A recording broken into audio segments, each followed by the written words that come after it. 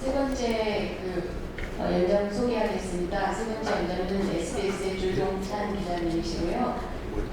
저희에게 꽤 유명한 기자분이신데 조종찬 기자님은 한양대 의대를 졸업하신 신경외과 전문의입니다.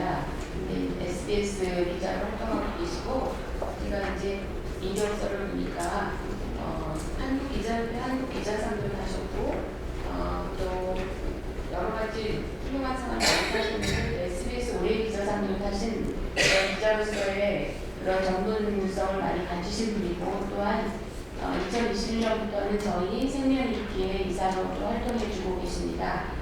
오늘 말씀하실 내용은 언론에서 바라본 장기 기증의 명과이라는 제목으로 발표하시겠습니다. 부탁드립니다. 네. SBS 조종찬입니다. 이렇게 소개된다고 말씀해 주셔가지고 제가 SBS에 들어오기 전에 한양대병원에서 신경외과, 이때 레지던트 때 제 모습입니다. 제가 수술방 치료일 때 하던 건데, 제 딸이 중학교 2학년이에요. 그러면 이제 아빠 진짜 의사 맞아? 의사였어?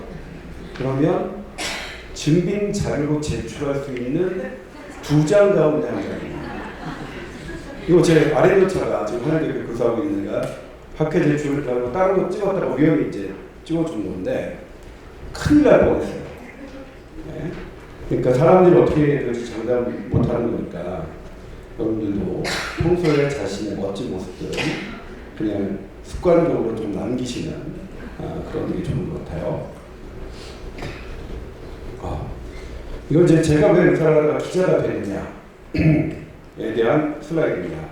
이 얘기를 듣고 싶으면 별도로 강의를 신청하시면 되고요. 그러면 이건 뭐냐? 너 의사가 되어나서 어때? 이거에 대한 이야기입니다.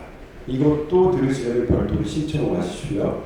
다만 앞에 거와 이것과 같이 듣고 싶다면 제가 좀 할인해 드릴 수 있습니다. 제가 오늘 맡은 주제가 장기 기증에 대한 명과 언론에서 말하고, 정말 어려운 주제를 주셔서 우리 이상준 회장님께서 아무튼 그런데 이제 언론에서 말한다는 건 뭐냐면요, 취재입니다. 내가 이 주제에 대해서 기사를 쓴다면 어떻게 쓸 것이냐.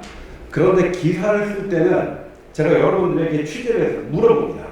그래서 이 팩트를 조정하고 이렇게 밸런스를 맞춰서 기사를 쓰는데 여기서는 하지 않았어요. 왜냐하면 저는 이렇게 보였어요. 진짜 팩트는 어떻게 될지 모르겠지만 제가 이 문제 들여다보니까 저는 이렇게 보였습니다 라는 겁니다. 일단 명부터 시작할게요. 이게 최근의 기사인데, 봉사하며 나눔 아닌가 20대 청년 뇌사 장기 기증으로 3명 살인이요.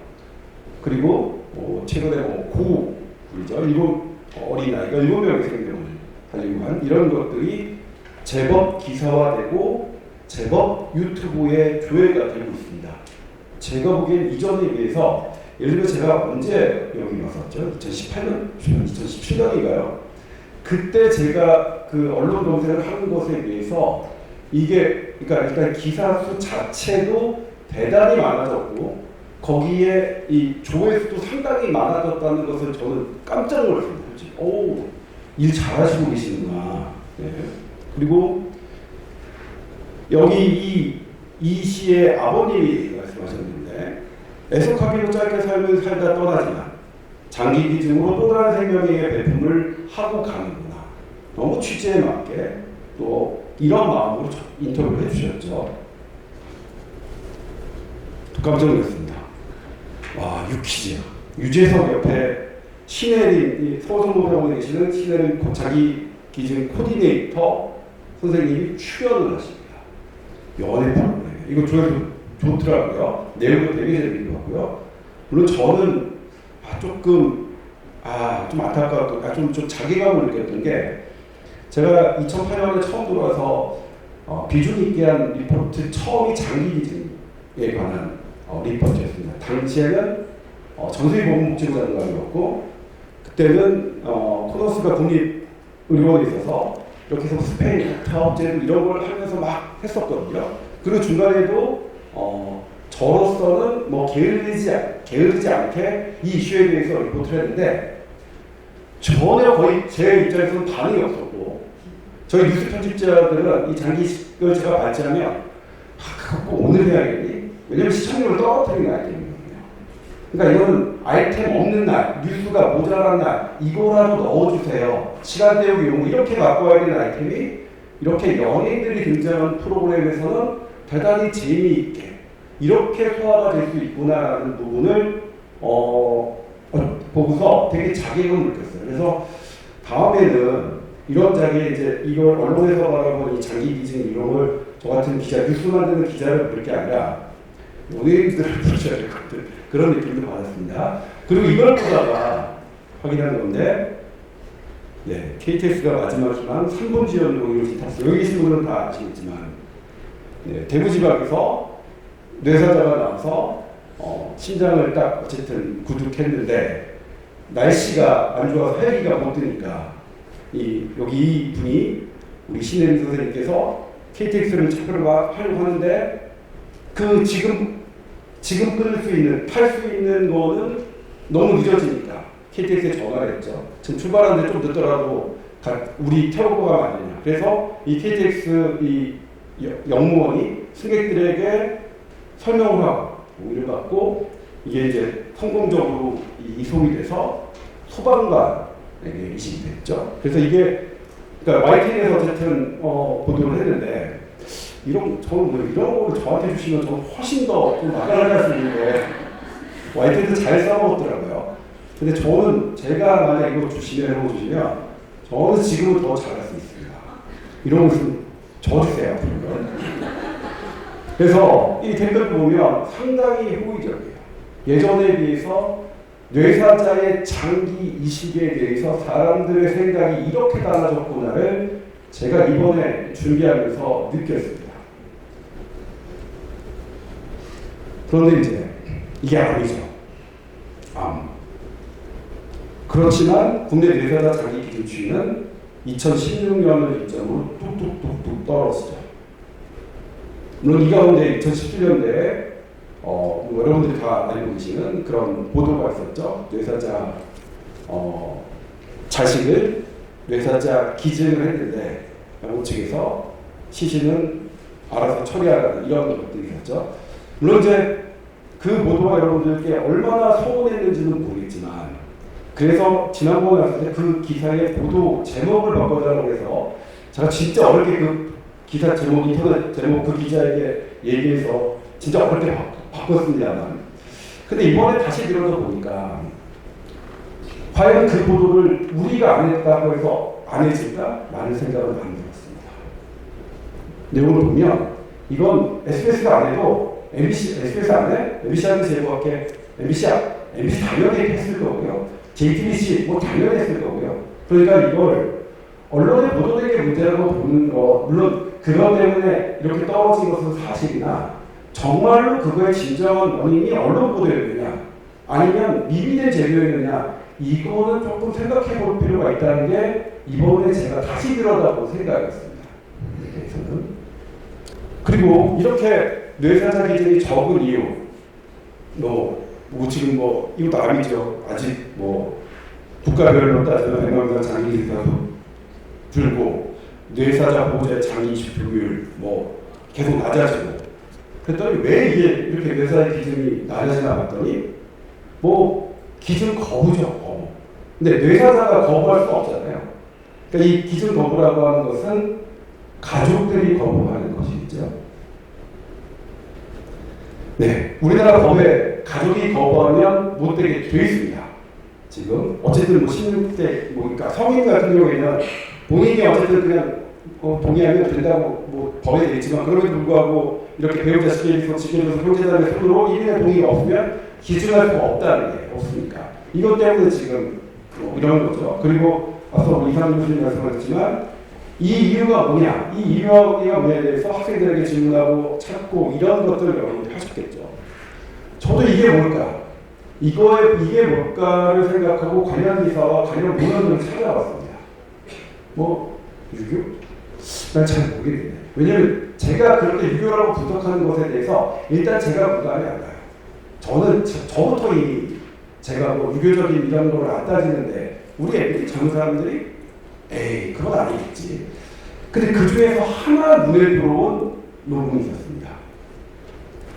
네, 이게 2011년에 나오는데요. 뇌사 추정자 가족들의 뇌사 장기기증의 병에 대한 영향 요인 평가였습니다. 네, 한국장기기증원하고 한국장기조직기증원, 그다음에 서울대학교, 그러니까 여기에 이 논문을 하신 분들은 이 자리에 다 계신 거죠. 전 이게 제 눈에 들어왔어요. 어떤 점이 들어왔느냐? 네, 기증을 한 그룹과 기증을 거부한 그룹 가장 큰 차이. 기증을 한 그룹은 이것에 대해서 이해하는 비율이 86.3%였고 기증을 거부한 사람은 그 이해하는 비율이 51.6%밖에 안 됐습니다.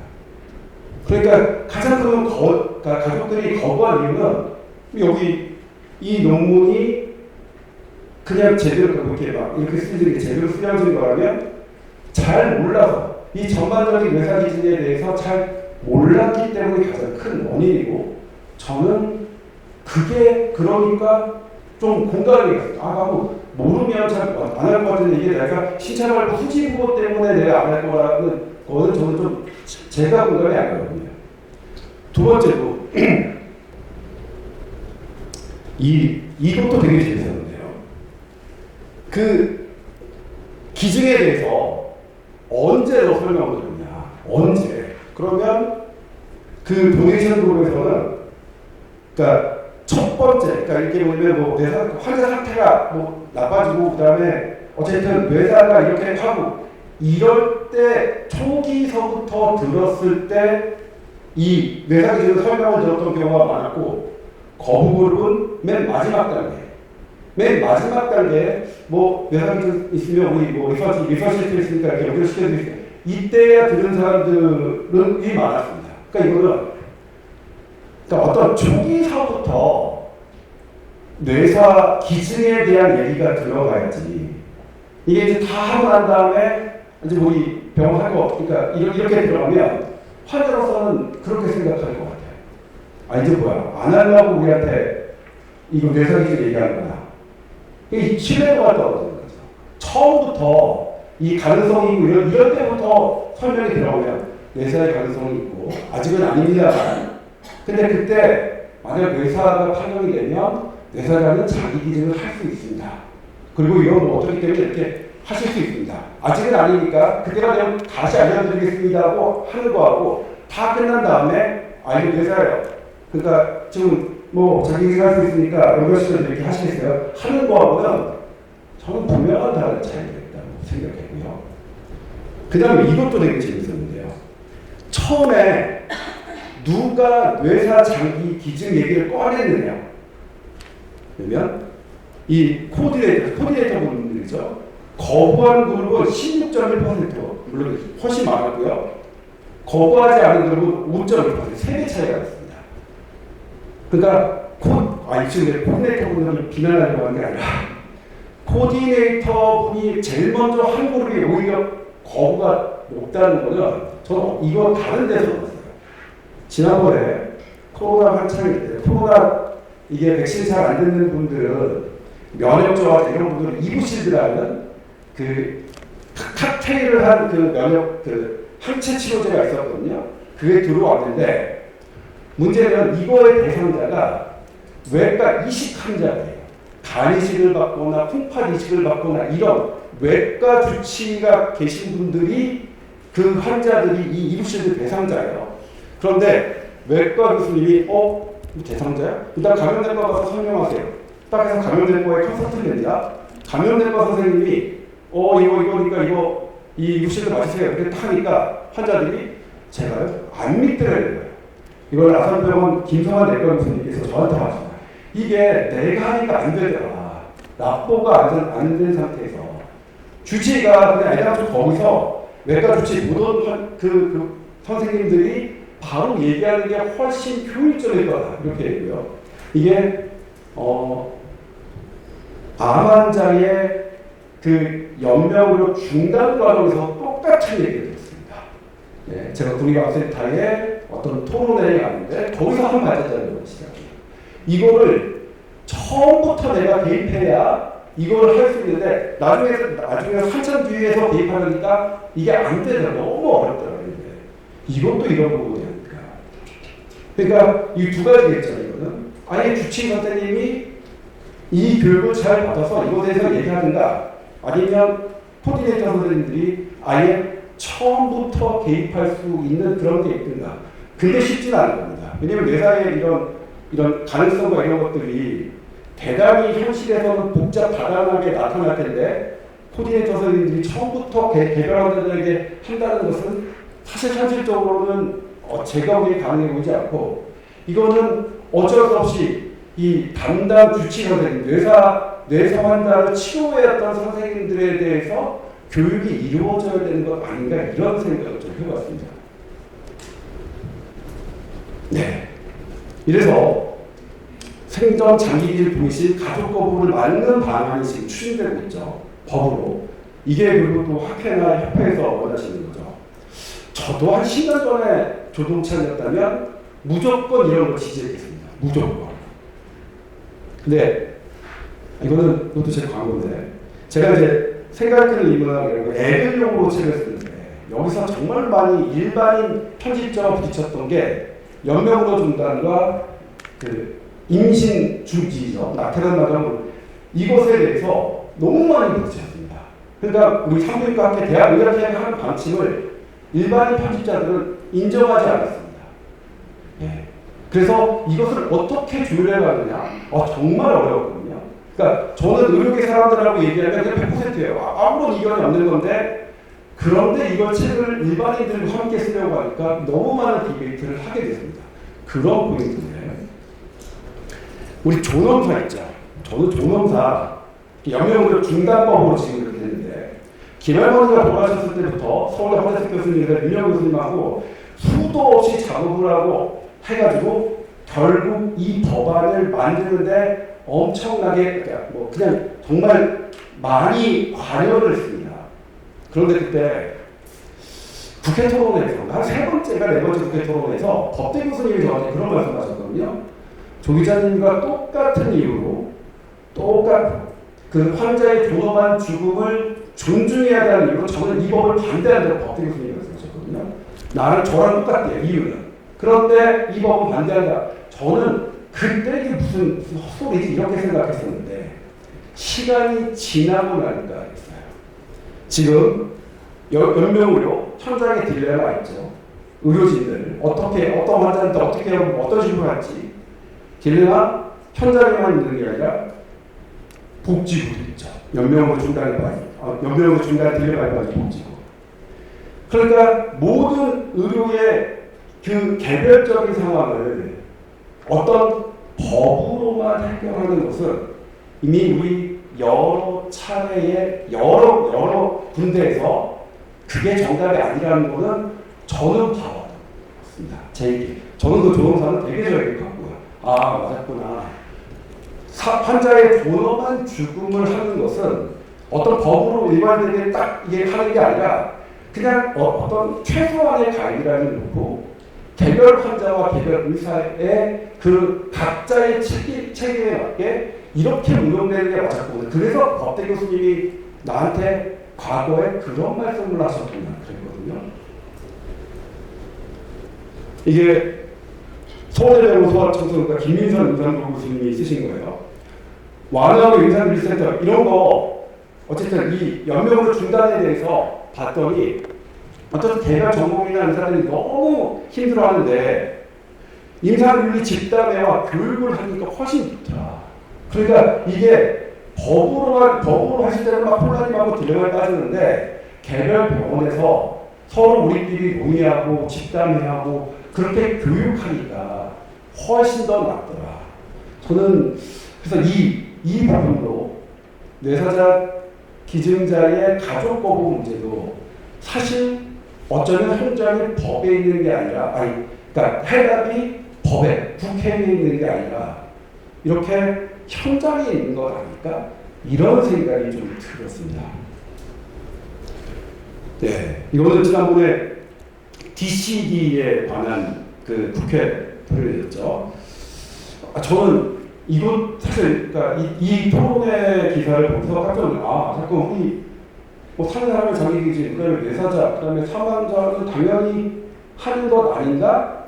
그랬다가 이게 지금 이렇게 현장에서 혼란이 있구나 하는 것을 처음으로 알았습니다. 그리고 다른 나라에서는 DVD와 DCD를 별도로 구분해서 운영하는 것을 처음으로 알겠지만 그럼에도 불구하고 여기에 나와 있는 이런 국회의원들과 어떤 법안으로 이 모든 걸 해결하는 건 저는 정답이 아니라고 생각합니다. 제가 처음에는 한 5년 전, 제가 지금 15년 됐는데 한 10년, 5년 전까지 그러니까 10년 전만 해도 국회의원이 쓰는 자료들 많이 받았거든요. 지금은 받지 않습니다. 그냥 어차피 이제 국회 보좌관들이 쓰는 자료를 저 아니어도 일반 기자들이 받았으면 되는 거고, 그래서 그렇지 않고, 그리고 이 국회 법이 입법기관이 모든 걸 최종적으로 안으로 이렇게 어떤 결과물을 내는 기관이면 충분히 리스펙트하다. 그러나 현장의 이 모든 복잡다단한 문제를 그걸로 해결해주는 그건 아니라고 생각합니다. 그리고 이 법 만든 사람들 다음에 국회의원 될지 안 될지 모르고요. 그 다음 자기가 만들어 놓은 법도 어떻게 돌아가는지 관심도 없어요. 조동석 법도 그렇습니다. 사실 이렇게 현장이 이렇게 이것 때문에 여전히 혼란하고 이러면 다시 우리 모이자. 야, 모여 만든 사람 다시 모여.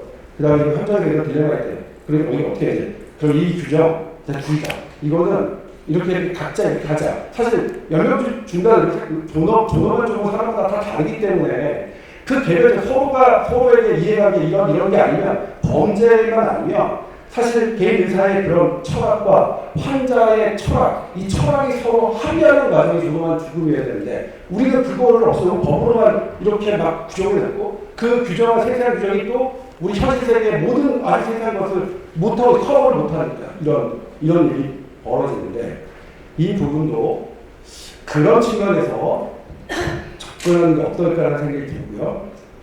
저는 지금 제 인생을 정말 많이 받았는데 저는 제가 제 마음대로 할 수 있는 일이 거의 없다고 생각합니다. 제가 올해 초에 뉴질랜드를 갔는데 그래서 첫 스카이다이빙을 했어요. 아무 계획을 안 했습니다. 제 와이프가 집사람이 라벤더 무슨 뭐 공원이 있다고 해서 라벤더 공원을 갔는데 시간이 한 2시간 남는 거예요. 그게 딱 보니까 구글에 이 스카이다이빙 하는 데가 떠요. 그래서 우연히 그냥 하게 됐고, 그 다음에 높이는 뭐예요? 높이는 우리 땅이 있으니까 이제 좀 가장 낮은 높이를 선택했는데, 뭐 주변에 저를 동반하는 다른 분들이 가장 높은 거를 많이 했다고 무조건 높은 것에서 뛰어내는 그래서 스카이다이빙 하는 것도, 그리고 스카이다이빙이 떨어지는 높이도 제가 할 수 있는 건 없었고, 제가 할 수 있는 일은 그냥 내려오는 것을 즐기고 내려오는 것을 감사하는 것뿐이었는데, 아무튼 여러분들 일하시는데 대단히 힘드시고 이런 거는 충분히 제가 도와줄 수 있을 때 제가 했을 때 요청하시면 해드리겠고요. 그리고 여러분들이 즐겁게 항상 감사하시면서 사시는 모습을 마지막으로 기원드리면서 마치겠습니다. 고맙습니다.